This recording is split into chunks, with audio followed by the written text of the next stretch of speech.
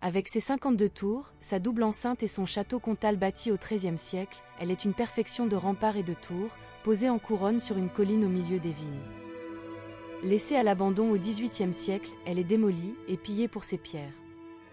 L'architecte Eugène Viollet-le-Duc est chargé de la restauration qui débute en 1855. Les enceintes sont doubles et ménagent entre elles un large espace herbeux, dans lequel vous flânerez, les lices, jadis utilisées lors des tournois de chevalerie. Vous entrerez donc en lice vous aussi, en contemplant ce décor étourdissant de tours, crénelages, châtelets et échauguettes. Vous accéderez à la cité par la porte de la Narbonnaise, porte principale de la cité, entièrement réservée aux piétons. Vous constaterez qu'il est très enrichissant de flâner dans les ruelles. Ce n'est en aucun cas une grande ville. Le village lui-même mesure environ 400 mètres de long et un peu plus de 200 mètres de large. Il est donc facile d'avoir une impression agréable de l'ensemble des lieux. À l'intérieur des remparts, nous avons une véritable ville fonctionnelle avec ses commerces et une vaste zone piétonnière.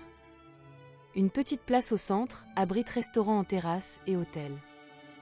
L'un des endroits les plus agréables et populaires est la place Marcoux, avec ses restaurants et bars en plein air. Au centre de la ville fortifiée de Carcassonne se trouve le château. Il remonte au XIIIe et XIVe siècle et constitue une remarquable structure intacte du Moyen Âge.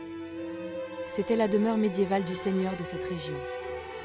Remarquez les extensions en bois du haut du mur. Elles permettaient aux défenseurs de jeter des pierres, de brûler de l'huile et de tirer des flèches sur tous les attaquants tentant de gravir ce mur. Commençons par le musée historique. Il s'agit d'un musée relativement petit, avec 5 galeries principales.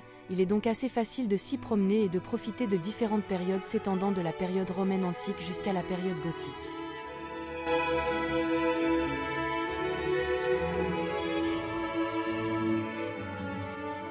Nous quittons le château pour aller marcher sur les créneaux de l'enceinte.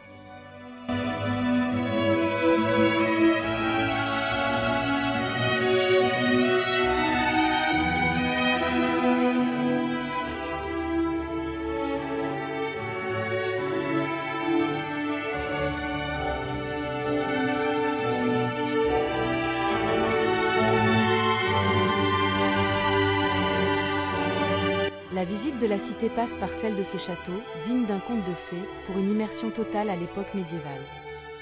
Un bain d'histoire agrémenté d'une visite des remparts offrant des points de vue panoramiques sur les Pyrénées, la Montagne Noire et la Bastide de Carcassonne.